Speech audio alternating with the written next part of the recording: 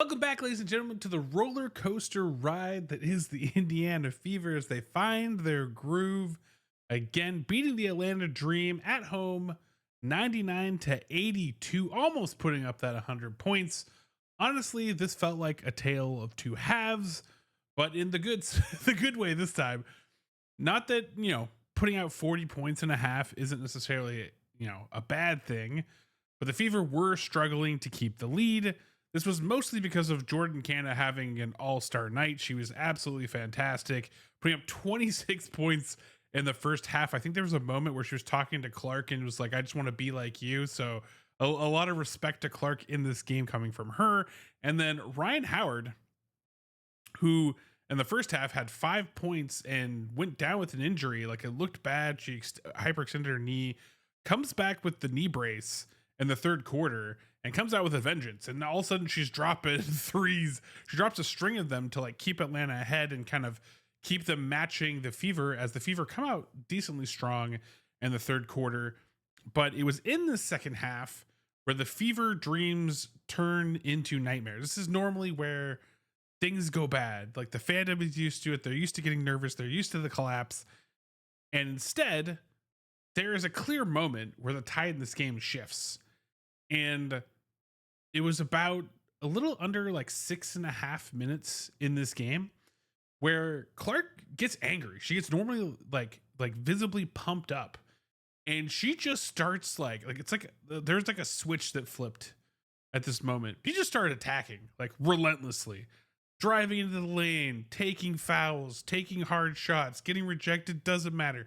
She's pushing pace, she's in your face, she's getting aggressive, and that's opening up everything else. And while her shot wasn't falling tonight, she had some good open looks. It reminds me a lot of last year.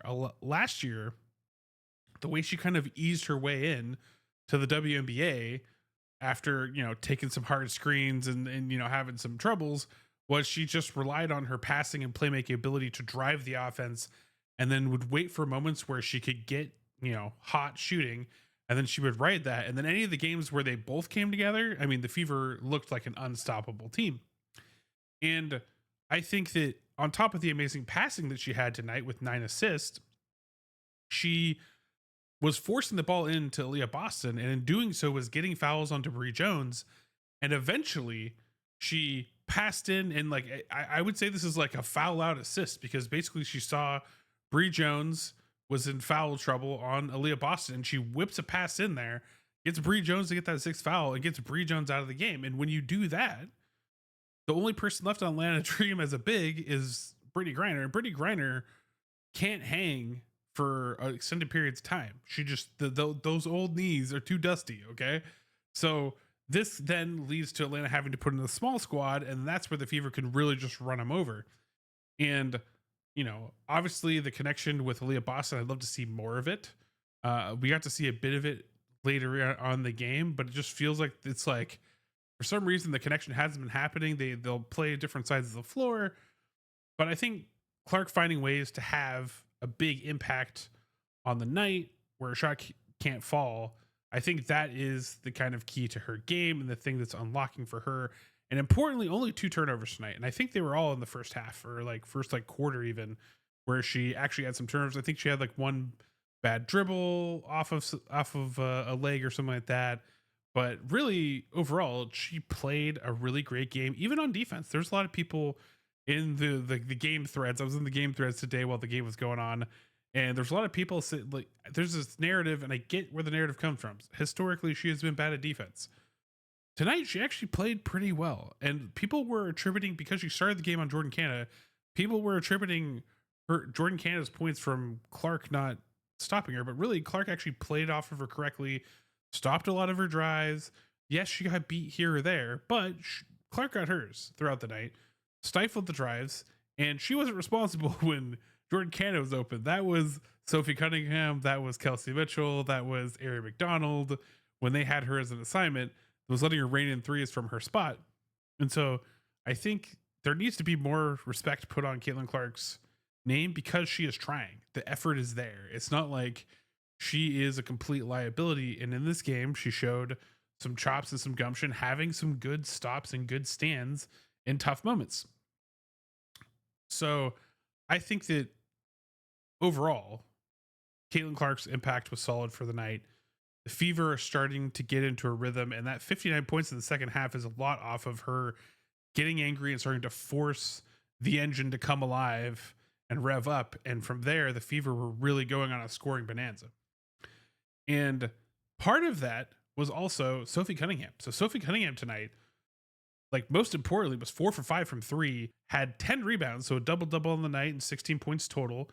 And she also had a block shot. So she was all over the floor. She was getting lots of rebounds, two of them offensive, and really making a huge impact in being that set 3-point shooter to also supplement the offense, which Hull hasn't been as successful with, or other players haven't been as successful with consistently, including Clark. And so to have another player that can kind of pick up that slack and start to rein in those threes so we can match the Atlanta Dream, who were, you know, crushing it on 3-pointers. I think between just Jordan Canada and Ryan Howard, they had 10 on their own. So we needed someone to match that, and Sophie was that player tonight, getting hype and out there getting the crowd hype too. So huge impact from Sophie tonight. Really, the comments about being pissed off about the previous game came to fruition here. Hull, again, Hull used to be that player that would have that set three. Tonight, she had good moves. She would have like a pump fake sidestep shot, but it appears that when she has to do that sidestep or that one dribble, she's open, but she isn't able to drain that shot. She's a little bit off tonight.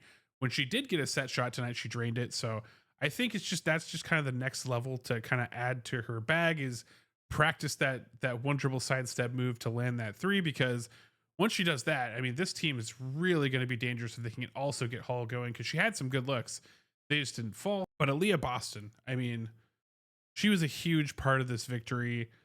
Eventually got to work that two-man game with Caitlin Clark, and especially down the stretch. Aaliyah was part of the team's 27 assists on the night, which is huge. She had 8 of her own on top of her 19 points. She had the BS string of fouls that fouled her out of the game. I mean, I'm sure there's a cabal that like didn't want her to get a triple double, but she is knocking on that door. And when you have two players that can potentially be knocking on the door of a triple double every night, like that's a good place to be as a team in the WNBA. And Mitchell had an interesting night. She led the team. She had team high 25 points, 2 blocks, 3 assists, and a steal. And despite all of that, she had a few miscommunications. She was -3 on the night when everyone else on the floor was positive. I mean, Caitlin Clark was 12, and obviously, Sophie Cunningham and Aerie were the best on the night at 24 apiece. But when everyone is positive and you're negative, like there's something going on there. And I think that, Kelsey Mitchell did miss some assignments on some of those key stretches. She does tend to go cold at some moments, but it's hard to be upset with a 25-point, 2 block, 3 assists, and a steal night from her. When she's hitting, she keeps that momentum going. She keeps the points up, and she started to find her groove also with Clark on the floor. They had basically one of the assists of the game, in my opinion, where Clark fed her in, threaded that needle, and Kelsey Mitchell hit him with the reverse layup. I mean, those two, the more they can get going, the better it's going to be for the Indiana Fever. And so great scoring night from her and helping close out the game in typical Kelsey Mitchell fashion. Other notables on the night, Timpson had no time on the floor, which is a bit surprising. I can kind of understand a little bit where you have, bigs that can really bang. Like, I don't know how good Timpson's going to be against Brittany Griner's ability and size and her ability to just play around posts. And then Brianna Jones, Michaela isn't sturdy enough to deal with that kind of body. So I think that maybe that was the game plan, and it feels like White is very heavily into these game plan matchups and who we get to see on the floor and getting time, where, against a more athletic, smaller speed team, Timpson's going to have a lot more advantage. I actually think she should have got more time against the Valkyries. So it'll be interesting to see how that kind of evolves in the matchups, because I would have loved to see her get more time tonight. She's definitely been earning it. She was the one bright spot we had in the Volks game, so surprised that she got no time tonight, even as we were closing things out. Aerie, again, solid defensive game, plus minus 24 on the night. Wasn't lighting it up on the score charts, but she did a great job helping break that full court press at the end, which really broke the back of the Atlanta Dream. That was the last gasp they had to try to make something magical happen for them and get back into the game. And she broke it. Great pass up the floor, and also a later finish off a fast break off of Kelsey Mitchell's steal. And I would love for her to kind of like, you could tell where Clark and her kind of aren't connecting, or they aren't used to playing together. Because reminder, like, again, this is the second game that they've played together on the floor. Otherwise, Ari came in when Clark was injured, so you can see where everyone else normally will defer to Clark to get her the ball and get her up the floor. And in this case, there were a few times where Ari had it and she's just blocking out Clark and she's not passing it and getting up, because Clark is the better engine to bring it up and create pressure. However, they did do some really interesting stuff in an adaptation that I did like, where Ryan Howard was all over Caitlin Clark. And then what they did to kind of give Caitlin Clark more space is Ari actually, received the ball like she was going to bring it up, and then immediately gave it back to Clark for as like a kind of like give and go in the backcourt, and then created that space for Clark to bring it up and get an advantage and make a play off of it. So the more that those two get time together, the better them on the floor together is going to look. But either way, I think they both played good tonight. Demiris Dantas is back, and it wasn't the greatest of nights for her, but she did have the most iconic Dantas-esque and one. So I had to put that here because that was just a great finish from her and a shot that just like is just her.